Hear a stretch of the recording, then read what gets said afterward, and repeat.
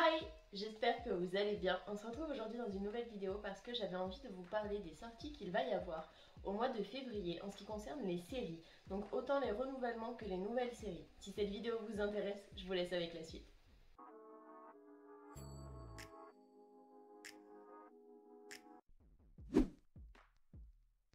La première série qui doit commencer le 1er février, il s'agit de Gunther, le chien qui valait des millions. Il va être un petit peu un style de documentaire via Netflix, bien évidemment. En même temps, Netflix, ils sortent tellement de choses diverses et variées qu'ils en sortent très régulièrement. Au niveau du synopsis, on va suivre du coup le quotidien de Gunther, qui est un chien qui a un yacht, qui a un chef privé, enfin un chef qui lui fait ses repas de chien, qui a plusieurs maisons, si j'ai bien compris, dont une en Italie, qui a des serviteurs, qui a des voitures de luxe, qui vit littéralement dans le luxe. Mais ce qui est le plus bizarre, c'est qu'il est à la tête d'un empire financier. Alors, je ne sais pas comment c'est possible, donc les maîtres, à mon avis, ils se font grave du pognon sur son dos, mais bon. Et j'avoue que son maître va grave profiter de tout ce que le chien a. Donc j'avoue que c'est un petit peu bizarre comme documentaire, mais ça peut être marrant à regarder. Le 2 février, il y a la nouvelle série Free Ridge, qui apparemment va nous raconter une autre facette de la ville de Free Ridge via une nouvelle bande d'amis. Donc je suppose qu'on va suivre le quotidien de ses amis dans cette ville, sachant que j'ai comme l'impression qu'il y a déjà eu soit une série, soit un film lié à cette ville, Free Ridge, parce que ça, au niveau du synopsis, on dirait qu'il y a déjà eu quelque chose et que là, ça va raconter une version d'un autre point de vue. Alors, je sais pas si c'est très clair ce que je dis, mais en tout cas, c'est l'impression que j'ai. Le 3 février, il y a la nouvelle série Dear Edward, qui raconte l'histoire de Edward Adler, qui a 12 ans et qui survit à un crash d'avion commercial qui tue tous les autres passagers sauf lui. Malheureusement, il était avec sa famille dans l'avion et personne ne survit mis à part lui. Edward, ainsi que d'autres personnes qui sont touchées par la mort de leurs proches dans le crash de l'avion, vont devoir trouver une nouvelle raison de vivre, vont devoir réussir à vivre et surmonter ce deuil. Toujours le 3 février, il y a la nouvelle série Cœur Noir. Les forces spéciales françaises sont envoyées en Irak, à la veille de la bataille de Mossoul en octobre 2016. Les membres du commando ont une mission très spécifique, car il faut qu'ils retrouvent la fille ainsi que le petit-fils d'un émir français de Daesh. J'espère que je le dis bien, je suis pas très forte en prononciation, qui ont été kidnappés et qui ne coopérera avec eux qu'à cette condition. Le 8 février, il y a la nouvelle série Not Dead Yet, qui raconte l'histoire de Nell Stevens, qui a la quarantaine, qui est à court d'argent et célibataire depuis peu. Lorsqu'elle décroche le premier emploi qu'elle arrive à trouver, celui de rédactrice de la nécrologie, elle commence à recevoir des conseils d'une source improbable. Le 23 février, il y a la nouvelle série True Liars, qui raconte l'histoire d'une professeure qui est lassée de sa routine. Hélène est stupéfaite en découvrant que son mari ne mène pas une vie ordinaire car il a une double vie. À l'insu de tous, Harry, son mari, est en réalité un brillant espion. L'enseignante et mère de famille va décider de rejoindre Harry et son équipe d'agents de haut niveau pour des missions secrètes autour du globe. Le 24 février, il y a la nouvelle série Drift, qui raconte l'histoire de deux frères, Ali et Léo, qui sont passionnés de sport automobile et beaucoup de vitesse apparemment.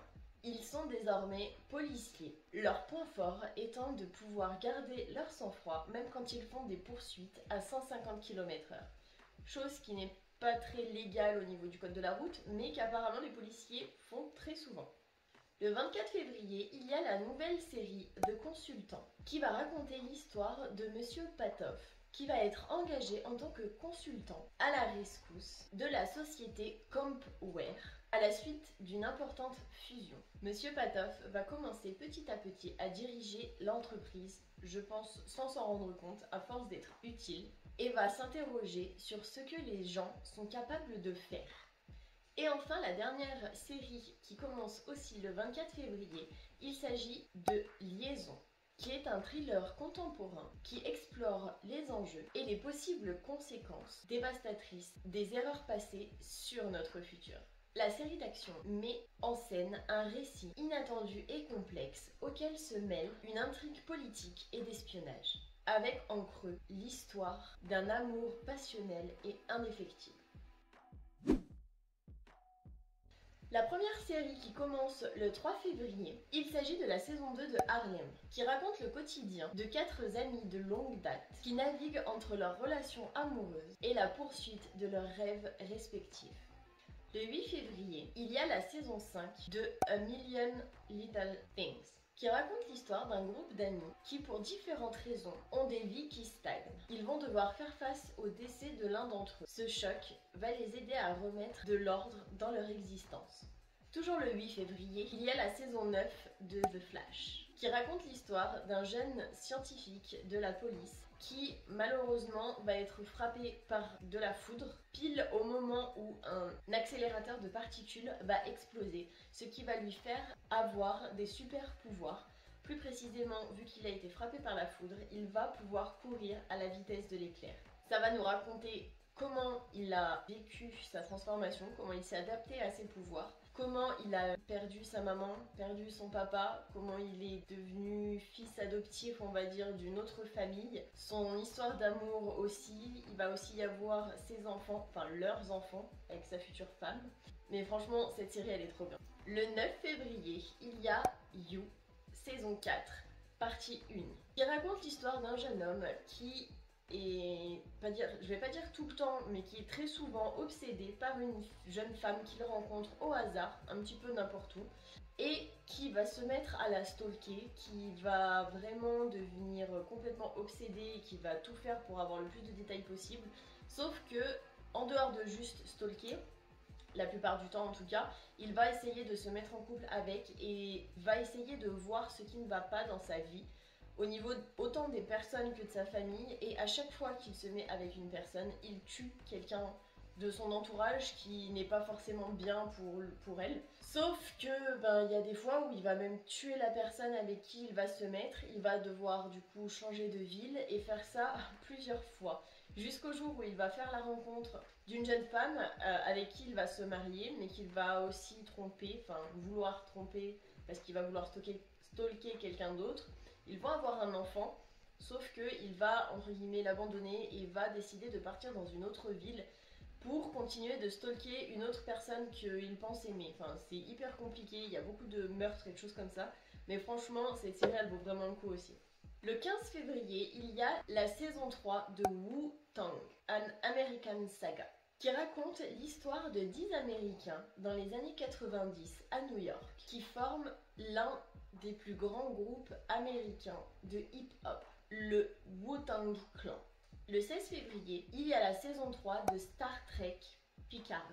Je ne sais pas si ça se dit comme ça ou juste Picard comme le surgelé Picard, mais en tout cas, c'est ce qu'il y a de noté. Qui va nous raconter les histoires de Jean-Luc Picard, capitaine de l'USS Enterprise dans la série Star Trek, la nouvelle génération. Je suppose que ça va nous raconter ses aventures de capitaine et de son quotidien.